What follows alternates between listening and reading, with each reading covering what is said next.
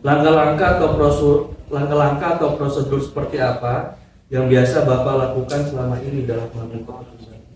Jadi pertama, sebelum keputusan itu diberikan, kita adakan rapat, kita sosialisasikan sehingga tidak bertepuk sebelah tangan ya. Dan insya Allah karena bukan cinta jadi enggak bertepuk sebelah tangan lah. Muka pasti lengkap. Jadi dari angkatan dulu saudara ketujuh buat Masih ada 3 lagi. Yang ketujuh, apakah Ibu langsung menyelesaikan masalah itu di tempat atau memiliki sebuah jadwal untuk menyelesaikannya? Ya, ya tadi itu kalau saya perhitungkan sejauh mana kasus ini berada kecil apa besar. Kalau kasus kecil, kalau memang harus langsung diselesaikan di tempat ya langsung.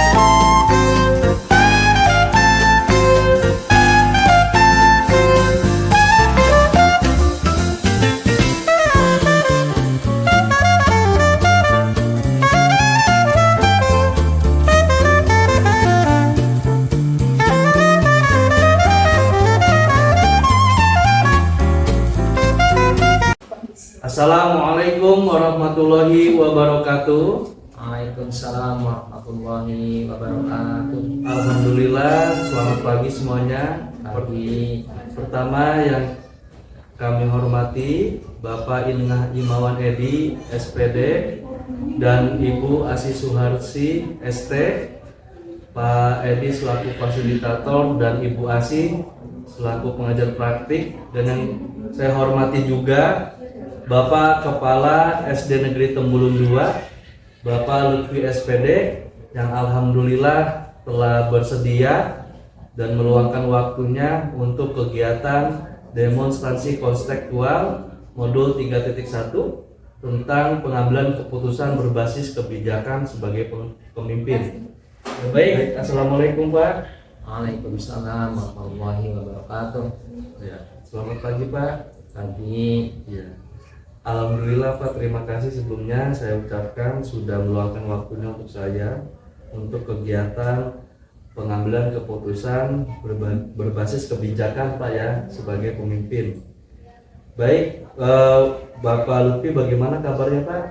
Alhamdulillah sehat walafiat. Alhamdulillah. Udah sarapan kok ya? Sudah. Sama telur.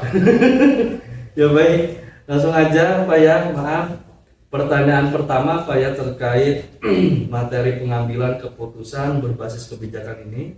Pertanyaan pertama, selama ini bagaimana Bapak dapat mengidentifikasi kasus-kasus yang merupakan dilema etika atau rujukan moral? Alhamdulillah, pertama selalu memohon petunjuk kepada Allah Subhanahu wa taala, baik dikala sholat mohon petunjuk. Mudah-mudahan selama memimpin SD Negeri Temulung 2 Allah berikan kesehatan baik kepada Bapak maupun kepada guru-guru yang ada di sini.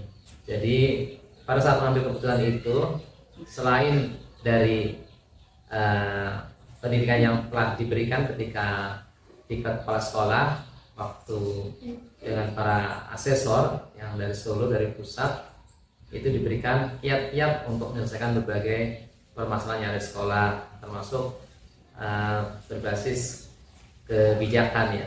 Jadi kita pertimbangkan setiap kasus, siapa yang mengalami atau mengalami kendala, apa permasalahannya, kita lihat titik temunya, sehingga kebijakan atau keputusannya pas dan tidak merugikan baik kepada diri pelaku sekolah maupun lebih jauh kepada negara.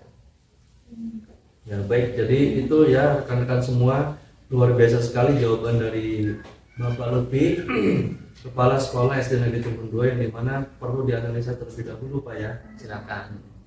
Kemudian selanjutnya pertanyaan kedua Pak, selama ini bagaimana Bapak menjalankan pengambilan keputusan di sekolah, keputusan di sekolah Bapak, terutama untuk kasus-kasus di mana ada dua kepentingan yang sama-sama benar atau sama-sama mengandung nilai kebijakan, bagaimana pengambilan keputusan? Kalau menyangkut kebijakan kepada guru, kita lakukan pendekatan, kita adakan tanya jawab, apa permasalahan yang dialami oleh guru selama mulai disiplin, ada yang tidak masuk izin dan lain sebagainya, atau tidak memberi kabar. Pertama kita japri lewat WA, telepon, kemudian langsung kita kunjungi rumah yang bersangkutan, sehingga pendekatannya lebih kepada kekeluargaan. Baik, jadi itu Pak ya solusinya Pak ya untuk pengambilan keputusannya kekeluargaan. Selanjutnya Pak, langkah-langkah atau prosedur seperti apa yang biasa Bapak lakukan selama ini dalam pengambilan keputusan? Jadi pertama, sebelum keputusan itu diberikan, kita adakan rapat, kita sosialisasikan sehingga tidak bertepuk sebelah tangan ya. Dan insya Allah karena kita cinta jadi enggak bertepuk sebelah tangan lah. Muka pasti lengkap. Jadi adakan rapat dulu, sosialisasi dulu, kemudian kita pantau kebijakan-kebijakan yang kita berikan apakah telah dijalankan oleh guru. Kalau sudah dijalankan berarti alhamdulillah guru mengerti terhadap tugas pokoknya atau tupoksinya ya. Kalau masih ada yang tidak pas, belum paham betul, atau memang bukan tidak paham ya, tetapi sedikit tidak mengindahkan, kita adakan teguran baik secara tertulis lisan, kita panggil guru tersebut di luar teman-teman rekan guru yang lain sehingga tidak mempermalukan atau merasa dipermalukan. Luar biasa sekali jawaban dari Bapak Kepala Sekolah kita ya. Mantap. Oke. Baik Pak, pertanyaan selanjutnya terkait dengan yang sebelumnya tadi Pak ya. Hal-hal apa saja yang selama ini Bapak anggap efektif dalam pengambilan keputusan pada kasus-kasus dilema etika? Yang sangat efektif tentu saja melalui sistem musyawarah, pendekatan, sehingga guru tidak merasa dijustis atau kita seolah-olah sambil bersenda gurau agar tidak menusuk ke dalam hati ya. Tapi walaupun bersenda gurau tetapi mengandung satu maksud, satu tujuan yang pasti, dan guru juga sebenarnya mengerti kemana arah kebijakan atau pembicaraan Bapak gitu. Berarti ini masuk kepada care based thinking Pak ya, rasa kepedulian Pak ya, rasa kasihan gitu Pak ya. Nah, itu ke prinsipnya. Lanjut lagi pertanyaan selanjutnya, apa saja yang selama ini merupakan tantangan Bapak dalam pengambilan keputusan pada kasus-kasus dilema etika? Tantangannya Pak? Ada yang tidak langsung mengindahkan ya, tidak respon terhadap WA, japri atau telepon tidak diangkat, maka Bapak langsung datangi ke tempat tinggalnya. Kita dekati keluarganya agar keluarganya tahu persis bahwa bagian daripada anggota keluarga tersebut yang berdinas di SD Negeri Temurun 2 tahu persis, sehingga bukan hanya kepala sekolah yang mengingatkan tetapi tingkat keluarga juga mengingatkan gitu. Berarti di sini Bapak berperan sebagai individual lawan kelompok Pak ya? Ya. Gitu di paradigma ini. Oke, lanjutnya Pak. Luar biasa ya jawaban Bapak Kepala Sekolah kita ya. Oke, selanjutnya apakah Bapak memiliki sebuah tata kelola atau jadwal tertentu dalam sebuah penyelesaian kasus di Lema Etika? Kita sudah ada jadwalnya di sini. Contoh nih ya, pada tanggal 11 Oktober 2022 kita adakan teguran tertulis dan ditandatangani oleh yang bersangkutan. Di salah satu isinya, mohon untuk meningkatkan kinerja sebagai bentuk tanggung jawab sebagai seorang guru terkait beberapa hari ini tidak memberikan kabar mengenai ketidakhadiran. Ini ditandatangani ya. Jadi ada bukti dan kita juga koordinasi dengan Dinas Pendidikan Kota Cilegon sebagai atasan yang lebih tinggi daripada sekolah. Oh, jadi itu untuk tata kelolanya Pak ya, dijadwalkan. Terus selanjutnya Pak, sehubungan dengan hal tadi, apakah Bapak langsung menyelesaikan di tempat atau memiliki sebuah jadwal khusus untuk menyelesaikannya Pak? Jadi kita padukan ya, kita padukan. Pertama, tempat kerja kita adalah sekolah. Kita panggil di kantor. Kalau ini mah di bergerak namanya coach and coaching atau coaching sedang berlangsung. Ada tanggung jawab apa permasalahannya. Jadi guru kan mengungkapkan sendiri. Jadi kita tidak mendesak, tetapi mereka mengungkapkan sendiri permasalahannya, tata cara penyelesaiannya, sehingga mereka menyadari apa sebenarnya yang harus dilakukan gitu. Berarti unsur intrinsik Pak ya, kesadaran diri Pak ya. Iya. Oke, baik. Jadi begitu ya rekan-rekan semua untuk tata kelola, kemudian menyelesaikan terkait tempat dan jadwalnya. Terus selanjutnya Pak, terkait dengan yang sebelumnya bentuk atau prosedur seperti apa yang Bapak jalankan di dalam menyelesaikan kasus itu? Pertama secara lisan ya, secara tertulis, atau sedang duduk-duduk bersama kita ngobrol, kita santai, tidak ada tadi tuh penekanan ya. Kemudian apalagi bentuknya justice, ancaman, tetapi kita juga mengingatkan kepada undang-undang disiplin kepegawaian bahwa pemerintah akan mengadakan sanksi, tapi ini bukan justice, aturan kepegawaian ya, bukan tekanan, tapi satu aturan yang harus diterapkan dan mengerti oleh disiplin, dan itu sudah disosialisasikan oleh pemerintah Kota Cilegon baik di tingkat kota maupun di tingkat kecamatan, dan diadakan dialog, bahkan ya guru-guru hadir, ada undangannya gitu ya. Luar biasa, jadi prosedurnya sangat sistematis Pak ya yang sudah Bapak terapkan. Baik Pak, pertanyaan selanjutnya, adakah seseorang atau faktor-faktor apa yang selama ini mempermudah atau membantu Bapak dalam pengambilan keputusan di dalam kasus-kasus dilema etika? Jadi guru kan mempunyai karib, mempunyai sahabat ya, mempunyai teman dekat, maka kita ajak teman terdekatnya untuk berdialog ya, menyampaikan salam dari Bapak salam gitu ya. Selain Bapak sendiri istilahnya secara langsung sebagai atasan, tapi menggugah, memotivasi bukan hanya dari unsur pimpinan, tapi dari rekan-rekan kerja juga saling mengingatkan wartal sobil hak, wartal sobis so. Jadi berwasiat dengan benar dan berwasiat dengan sabar. Inilah prinsip kita, bahwa kita adalah untuk saling mengingatkan seperti dalam surat Al-Asr ya gitu. Ya, harus saling mengingatkan Ya. Pak ya. Oke baik Pak, selanjutnya pertanyaan terakhir sekarang Pak ya.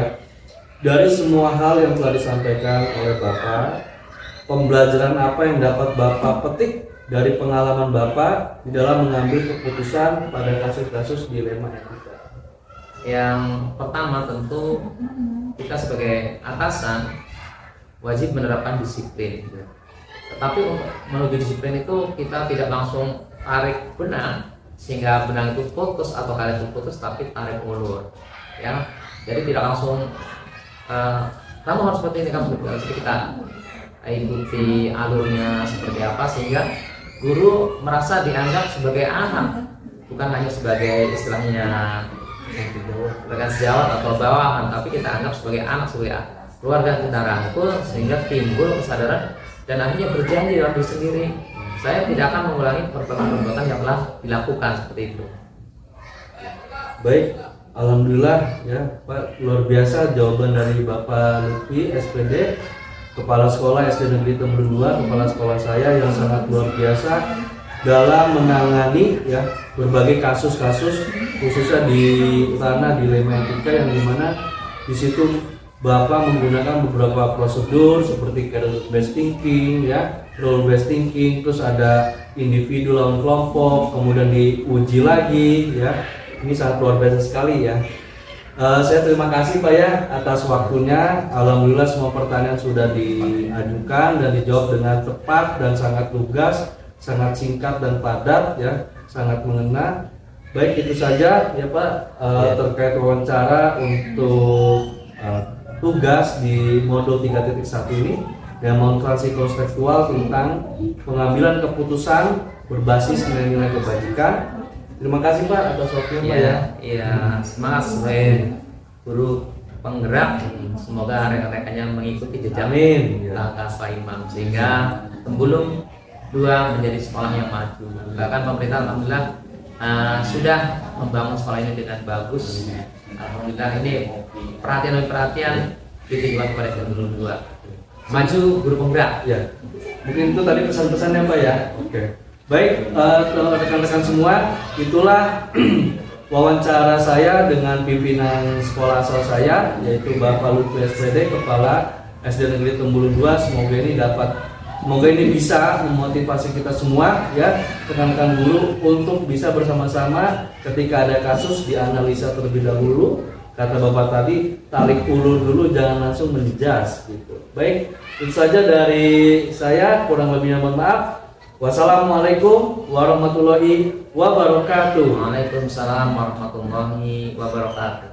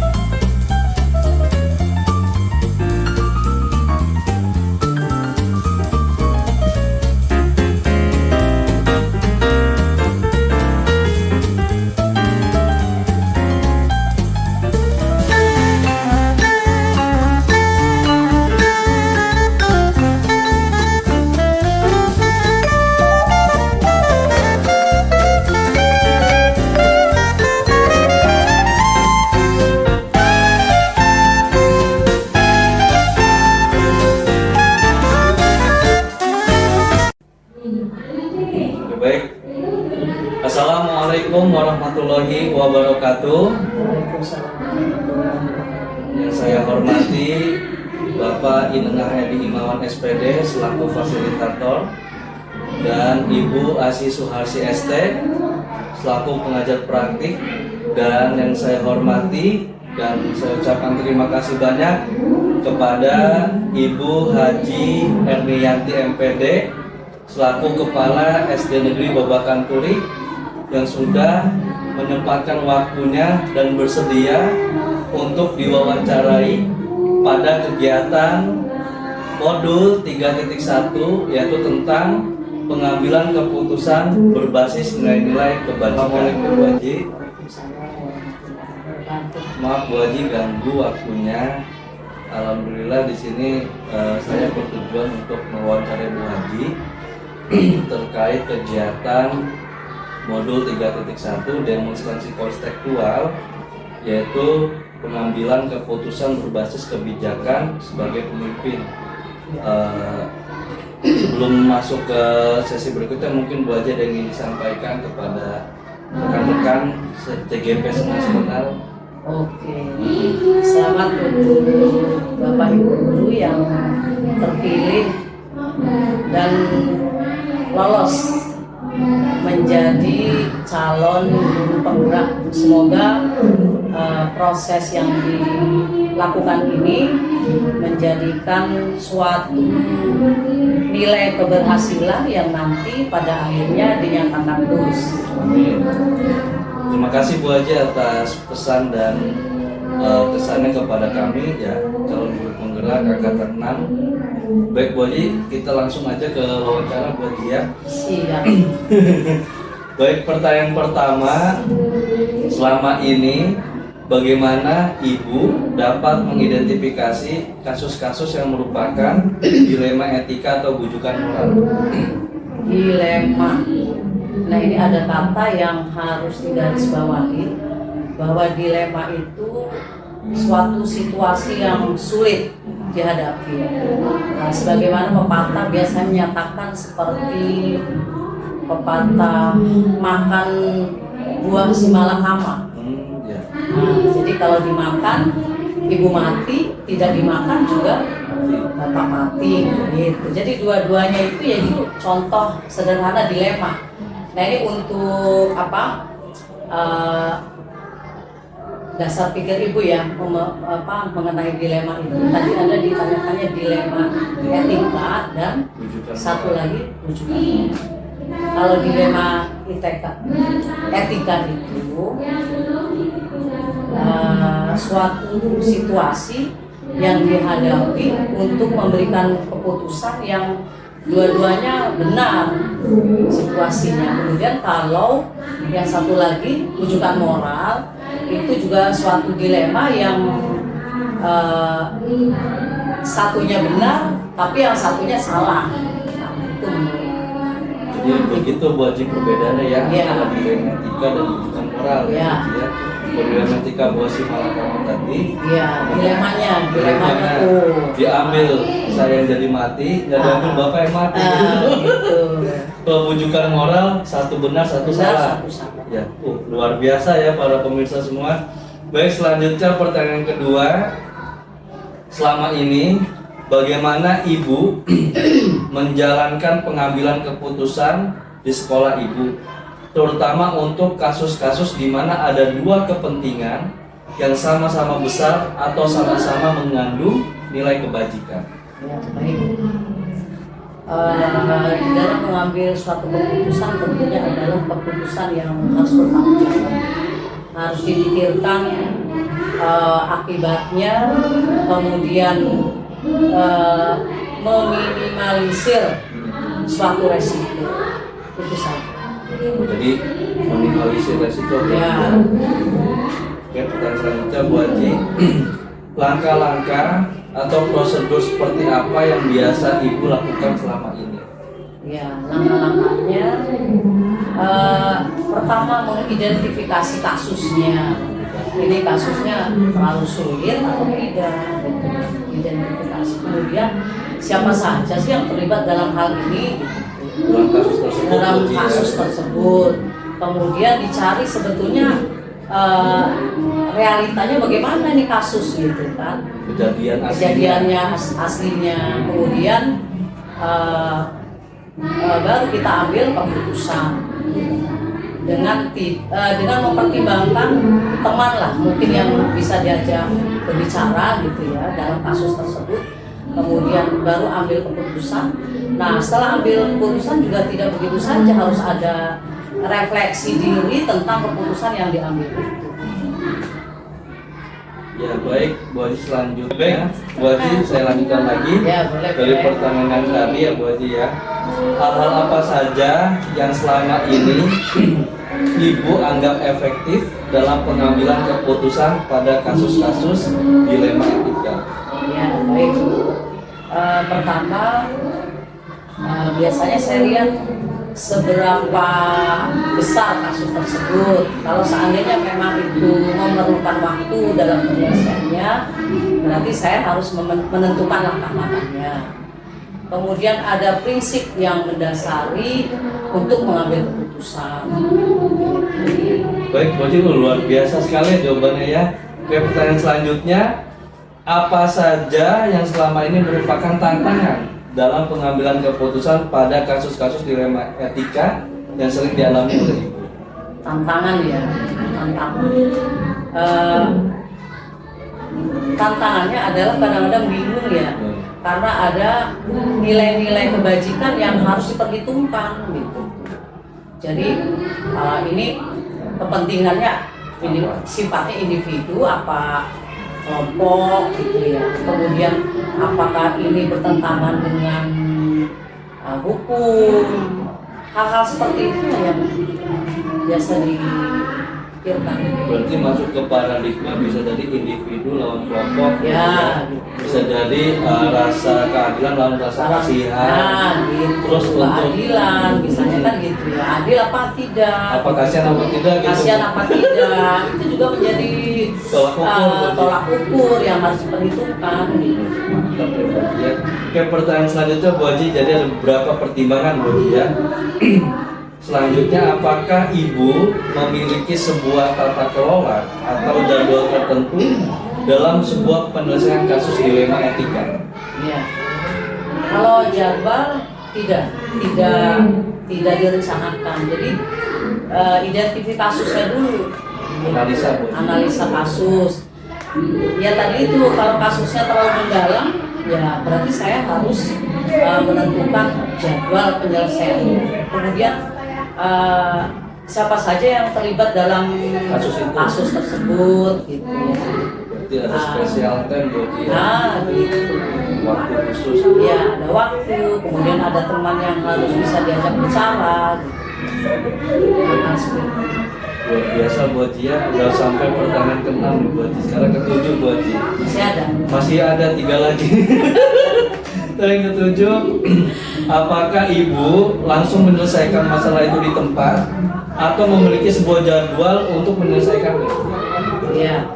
Ya tadi itu kalau saya perhitungkan sejauh mana kasus ini berada kecil apa besar.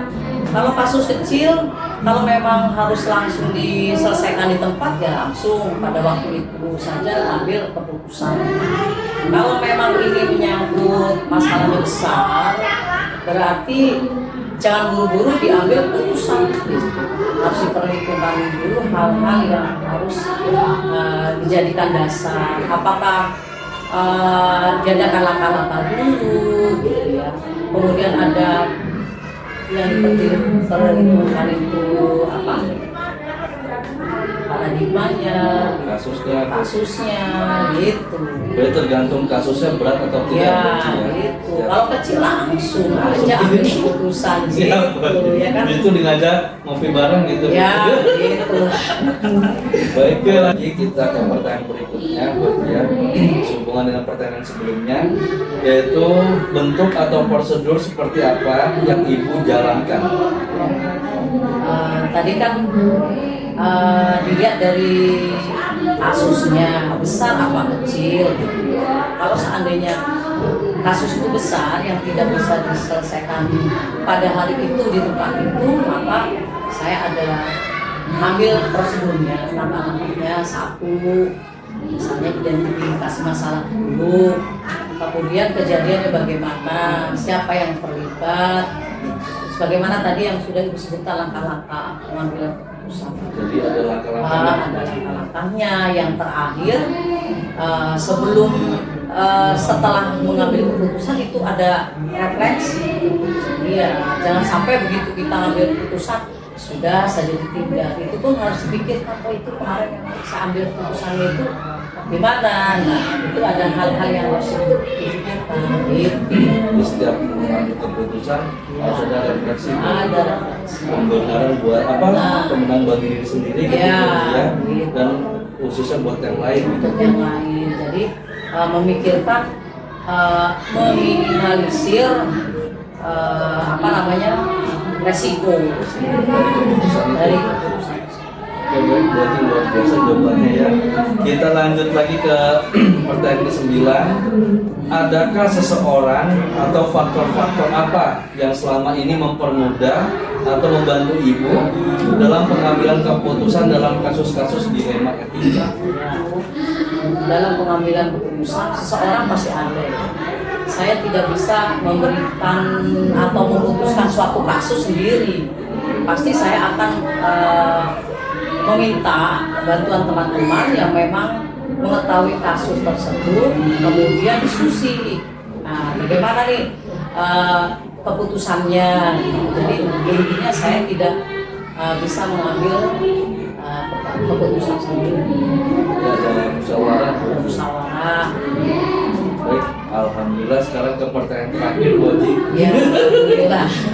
Oke, pertanyaan terakhir, dari semua hal yang telah Ibu Haji sampaikan tadi, pembelajaran apa yang dapat Ibu Haji petik dari pengalaman Ibu Haji dalam mengambil keputusan dilema etika ini? Ya, baik Pak Fikri. Pembelajarannya dari banyak kasus ya yang sudah dialami. Saya juga berpikir karena ada refleksi tadi. Oh, ini suatu pembelajaran. Kalau ada suatu kasus, jangan terburu-buru. Gitu. Jangan terburu-buru mengambil keputusan. Jadi musyawarahkan dulu, kemudian dilihat, diamati, kalau bisa investigasi bagaimana sih kenyataannya gitu kasus yang sebenarnya. Jadi ada studi kasus ya.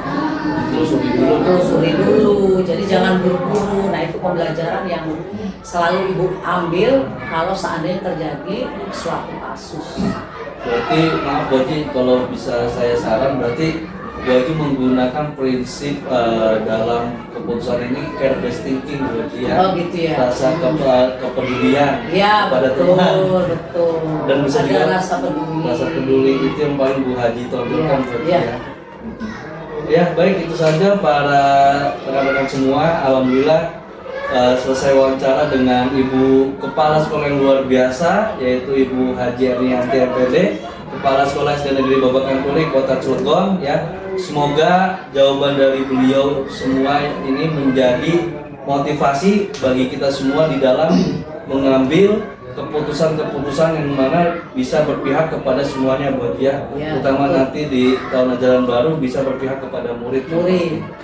Itu saja para rekan-rekan semua, terima kasih. Saya Mufikir Ramadan dan Saya Kepala Sekolah SDN Babakan Turi. Ibu Haji Ernianti MPD.